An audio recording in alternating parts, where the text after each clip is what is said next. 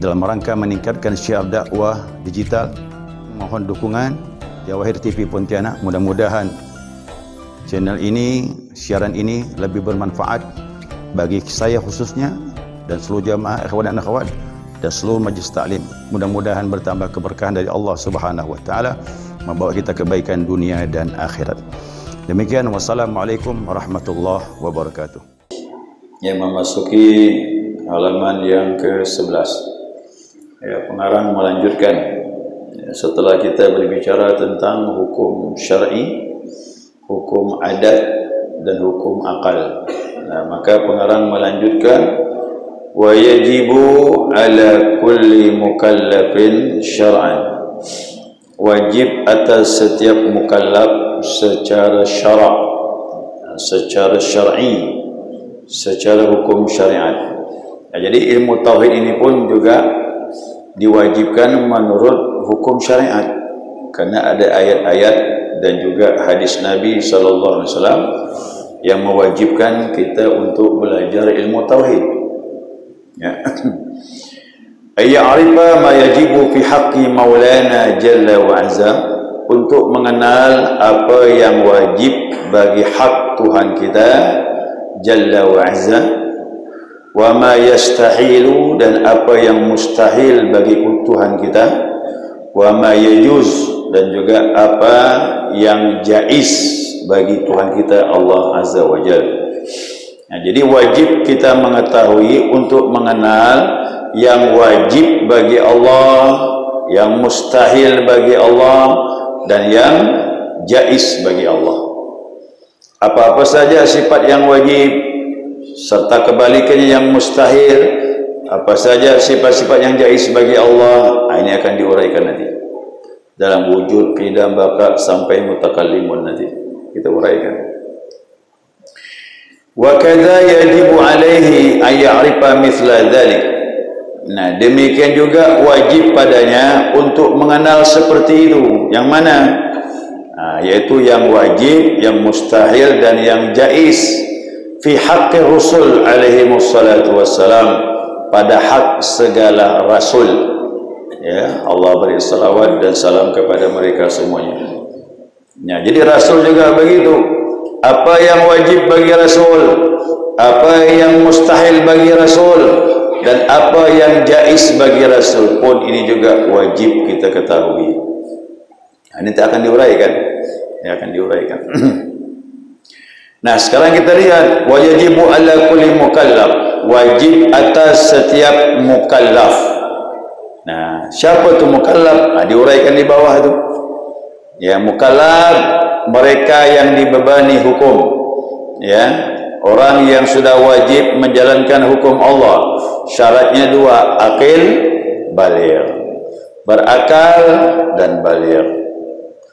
Udah baligh tapi akalnya belum, tak wajib. Sudah berakal, akalnya bagus tapi belum baligh, juga tak wajib.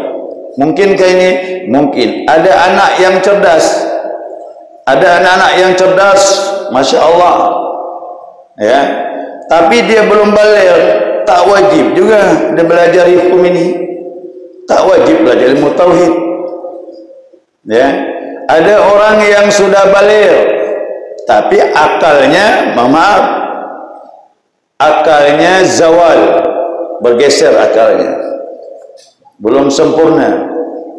Adakah? Ada orang gila. Orang gila akalnya tidak sempurna, tapi udah balik belum? Udah, tak wajib juga. Anak kecil cerdas tapi belum balik, tak wajib juga. Nah, jadi syaratnya dua, akil, balik. Kalau sudah akil, balik, wajib belajar. Yang tak belajar berdosa. Ini udah akil balik belum nih yang hadir nih? Jadi selama ini tak belajar tauhid, berdosa udah. Nah, ini yang katakan Rabi Adawiyah. Rabi Adawiyah seorang ulama perempuan, sufi, wali Allah, kekasih Allah. Dia bilang, tatkala engkau tidak belajar ilmu tauhid, kau tak kenal kepada Allah. Waktu kau tak kenal kepada Allah, keberadaanmu suatu dosa, kata dia. Tak berbuat dosa, kita berdosa. Kenapa? Tak kenal dengan Tuhan. Padahal Allah ciptakan kita ini untuk kenal Allah, bukan hanya ibadah. Memang ayatnya bunyi ibadah, wa ma khalaqtul jinna wal insa illa liya'budun. Tidak aku ciptakan jin dan manusia kecuali untuk ibadah. Tapi Ibnu Abbas radhiyallahu anhu berkata, liya'budun liya'rifun, untuk kenal, bukan hanya menyembah. Nah, jadi kita ibadah wajib kenal yang kita sembah. Jadi merugi orang beribadah tapi dia tak kenal Allah yang disembahnya. Ya, ini asas nih ya, asas. Habis umur kita ini beribadah tapi selama ini kita tak kenal Tuhan yang kita sembah. Bagaimana cara mengenalnya nih? Ini nanti kita uraikan dari awal sampai akhir nanti. Mudah-mudahan kesimpulan kita ngerti dengan la ilaha illallah. Nah, jadi umur ini akil balik. Waktu akil balik itu berapa umurnya? Nah, balik itu ada kalanya dengan bermimpi.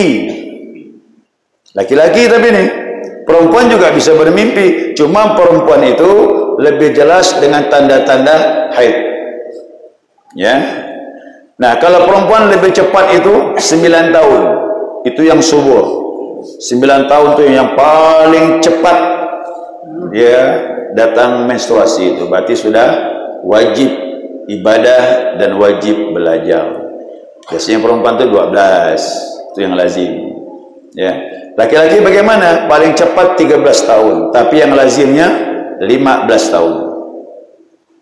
Bayangkan jamaah, umur 15 tahun dah wajib kita belajar. Coba kita renungkan diri kita masing-masing. Ada tak kita belajar umur segitu? Hah? Berarti selama ini kita berdosa lah tuh. Karena tak kenal dengan Tuhan. Tidak masalah, biar terlambat daripada itu pepatahnya kau dapat dibuang lah. Buat kita tak mau belajar. Tapi masih boleh. Bagi yang terlambat tidak masalah. Ya, bagi yang terlambat tidak masalah. Jangan sampai kita habis umur tapi tak pernah belajar ilmu tauhid dan kita ibadah saja temu tak kenal siapa yang kita sembah. Ya. Nah, kemudian wajib belajar atas setiap mukallaf syar'an, secara syariat. Berarti perintahnya dari nas Al-Quran dan hadis Nabi Muhammad SAW. Nanti kita uraikan ya. Itu dasar-dasarnya dia. Nah, makanya dikatakan di sini kita keluar dari pemahaman Mu'tazilah. Oh, ternyata ilmu tauhid ini bermazhab-mazhab, macam-macam aliran. Cuma yang selamat inilah dia, Ahlus Sunnah wal Jamaah. Bagaimana paham Mu'tazilah? Nah, ini paham Mu'tazilah, mereka berpendapat, ya. Alladzina yaqulun, mereka berkata, ini Mu'tazilah ni. Nah, dia katakan inna kulla hukmin thabitun bil aqal ya duna syar'i. Sesungguhnya hukum ilmu tauhid ini dia bilang wajib ditetapkan dengan akal, bukan dengan syar'i, bukan dengan nas Al-Quran dan hadis. Makanya mereka mendahulukan akal baru Al-Quran dan hadis. Kita Ahlus Sunnah wal Jamaah tak boleh. Kita dahulukan Al-Quran dan hadis, kemudian akal memperkuat. Kalau Al-Quran dan hadis itu seandainya tidak bisa terima oleh akal, akal tinggalkan. Terima Al-Quran dan hadis. Boleh jadi sementara ini kita belum tahu, tapi nanti masa yang akan datang Allah beritahu makna Al-Quran dan hadis Nabi SAW. Ya. Jadi hati-hati paham Mu'tazilah. Sekarang ada Neo Mu'tazilah namanya. Paham Mu'tazilah ini dihadapkan kepada nas, kalau tak masuk akal tak diterima. Contoh, ya contoh ni. Di paham Mu'tazilah ni. Paham Mu'tazilah ditanya, ini Abu Hasan asalnya Mu'tazilah. Dia bertanya, ya, dengan Ali Az-Zubai, guru beliau. Ya, guru beliau. Makanya dia keluar dari Ahlus Sunnah wal Jamaah. Menurut Mu'tazilah, orang masuk surga wajib dengan amal. Kalau tidak beramal, tak boleh masuk surga. Itu paham Mu'tazilah. Lalu Abu Hasan Asy'ari bertanya dengan gurunya, bagaimana dengan anak kecil? Anak kecil yang meninggal belum beramal, di manakah tempatnya? Kan menurut Mu'tazilah wajib masuk surga dengan amal. Ini anak kecil meninggal belum beramal, di manakah tempatnya? Mu'tazilah menjawab, ini anak yang belum beramal, di akhirat nanti tidak di surga, tidak di neraka. Di mana tu? Bingung lagi jawabnya. Ya, bingung jawabnya. Itu dikasih pertanyaan kita udah bingung dah. Kita gampang, kita pakai nas, pakai Al-Quran dan hadis Nabi SAW. Nabi menjelaskan jelas sekali hadisnya. Ya, anak kecil yang belum akil baligh meninggal, surga tempat dia, kata Rasulullah. Udah selesai. Walaupun tak masuk akal. Memang akal tak boleh main-mainkan. Kita ikut Al-Quran dan hadis Nabi. Dasarnya apa? Secara akal, anak ini bersih, bagaimana mau diazab? Walaupun tak beramal, tapi dia bersih. Bahkan hadis Nabi menyatakan bahwasanya siapa yang kehilangan anaknya, yang meninggal anaknya belum akil baligh, 3 orang kata Nabi, dia bahkan beri syafaat untuk orang tua dia. Abu Dzar bertanya, bagaimana kalau 2 ya Rasulullah? Walaupun 2, dia beri syafaat. Penasaran Abu Dzar tanya lagi, bagaimana kalau 1 ya Rasulullah? Walaupun 1. Jadi bukan hanya masuk surga anak kecil itu, bahkan bisa beri syafaat untuk orang tuanya. Udah selesai. Kita jawab dengan nas. Jangan pakai akal. Akal itu untuk memperkuat dengan nas daripada Al-Quran dan hadis Nabi SAW. Jadi hati-hati ikut Mu'tazilah ni. Ya, jangan mentuhankan akal.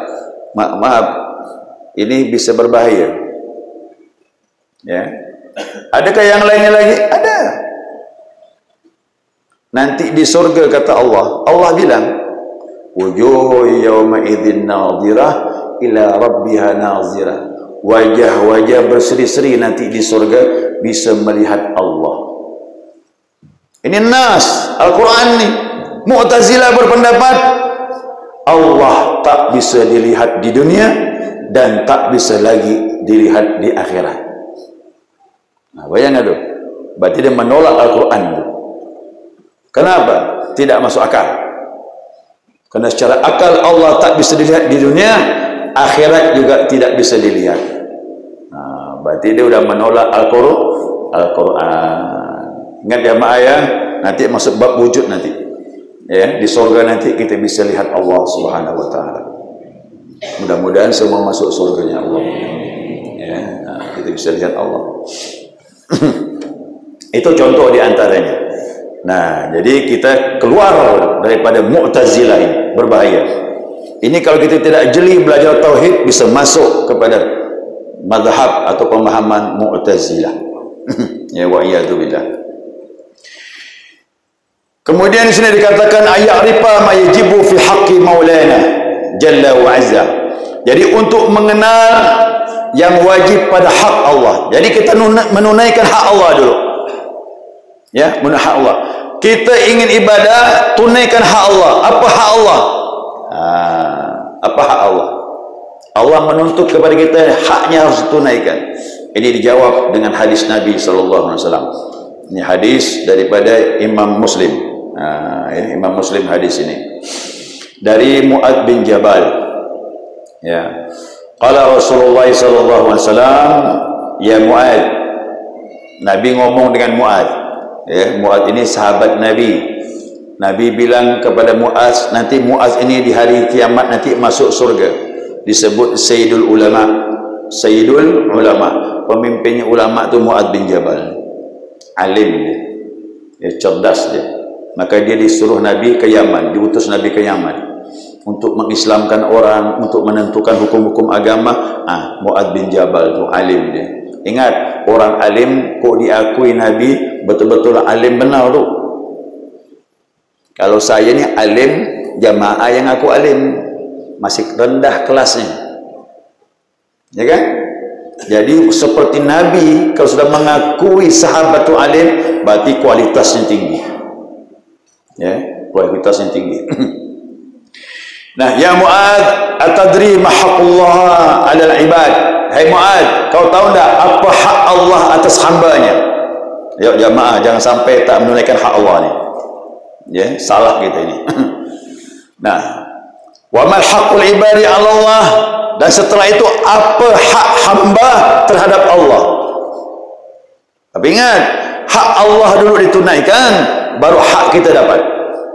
Nah, lalu faqultu Allah wa rasuluhu a'lam. Mu'adz bin Jabal menjawab, Allah dan Rasulullah yang lebih tahu. Mu'adz tak tahu. Dia ngaku betul, ya Rasulullah, aku tak tahu. Yang tahu tu Allah dan Rasulnya. Nah, Nabi jawab, wa inna haqqallah 'alal ibad, sesungguhnya hak Allah atas hambanya, ayya'budallaha wa la tusyriku bihi syai'a. Kau wajib menyembah Allah dan jangan menyekutukan Allah dengan apapun. Salat jangan syirik kepada Allah. Puasa Ramadan jangan syirik kepada Allah. Haji jangan syirik kepada Allah. Zakat jangan syirik kepada Allah. Harus ada tauhid di dalamnya, baru punya nilai ibadah kita tu. Ya, harus ada ini. Kalau tak ada tauhid, lemah ibadah kita dan tidak diakui hak Allah SWT tertunaikan. Kalau ini sudah kau penuhi, kata Nabi, nah baru pindah yang kedua. Wa haqqul ibadi 'ala Allah, hak kita pun dapat, hak kita selaku hamba terhadap Allah Subhanahu wa taala, alla yu'adziba man la yusyriku bihi syai'a. Allah tidak akan mengadab orang yang menyembah kepadanya dan tak menyekutukan Allah Subhanahu wa taala. Bebas daripada hari kiamat dengan azab Allah Subhanahu wa taala. Tapi kalau kita ibadah masih banyak syiriknya, aduh, saya tak jamin ni. Ya, saya tak jamin.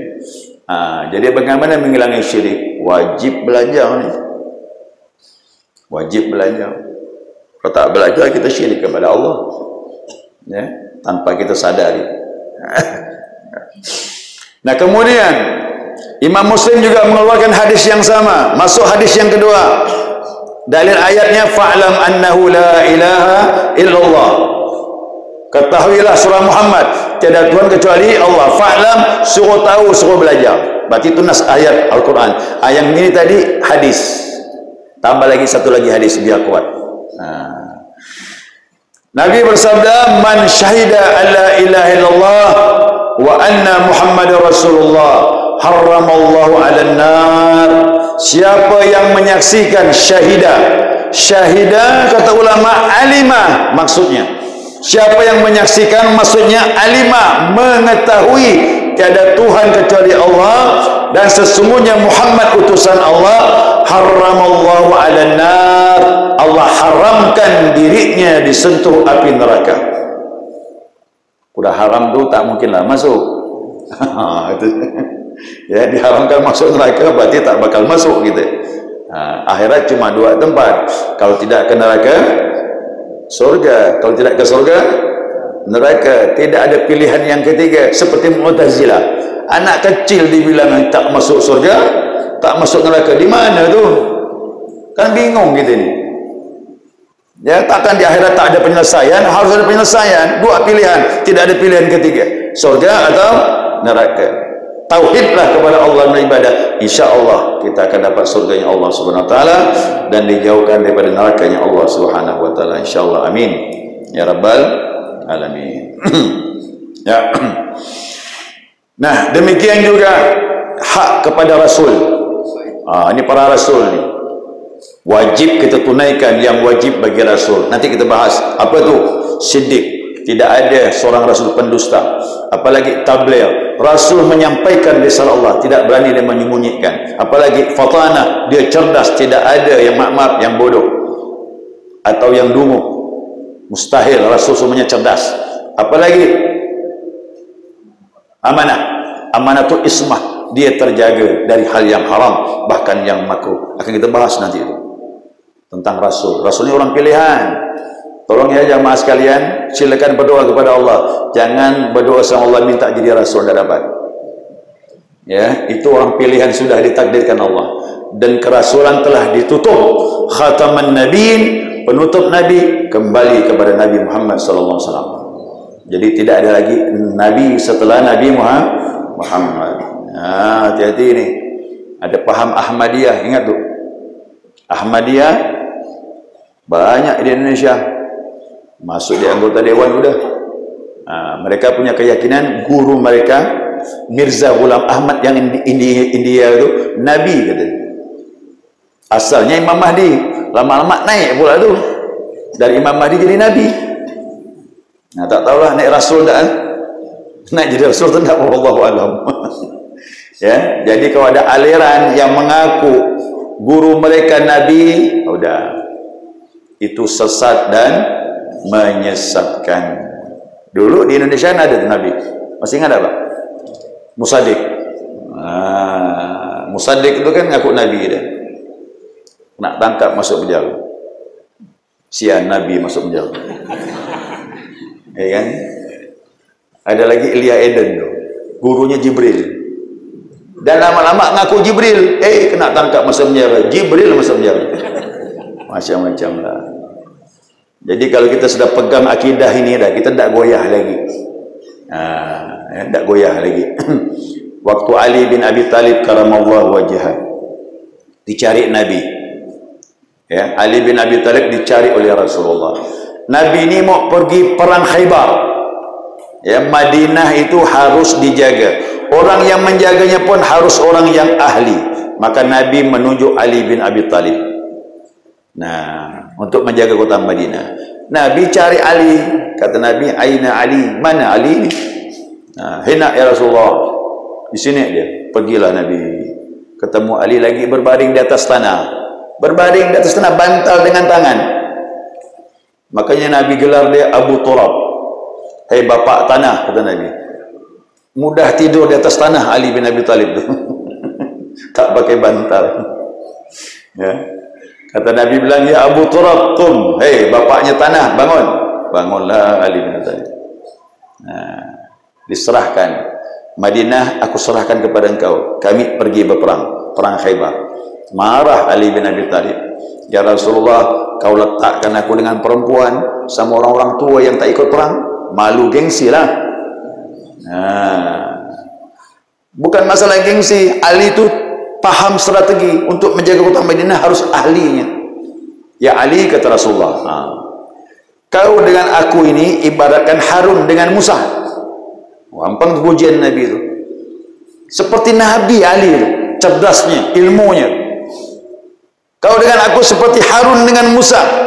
Walakin la nabiyya min ba'di." Cuma kata Nabi bilang, tidak ada Nabi setelah aku, kata Rasulullah. Itu je bedanya.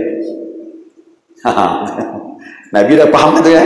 Tidak ada Nabi setelah Nabi Muhammad SAW. Jadi cerdas Ali itu luar biasa. Cuma jangan dianggap Nabi berbahaya. Tetapi orang Syiah menganggap dia maksum seperti Nabi, tak berbuat dosa pula. Udah berlebih-lebihan Syiah ini. Hati-hati ya, paham Syiah tertolak, Mu'tazilah tertolak, Qadariyah tertolak, Jabariyah, banyak paham akidah ni.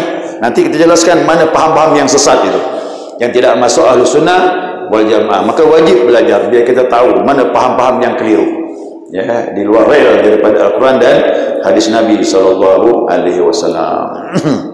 Ya. Demikian juga yang mustahil bagi Rasul, demikian juga yang jaiz bagi Rasul. Ini semuanya akan kita uraikan nanti.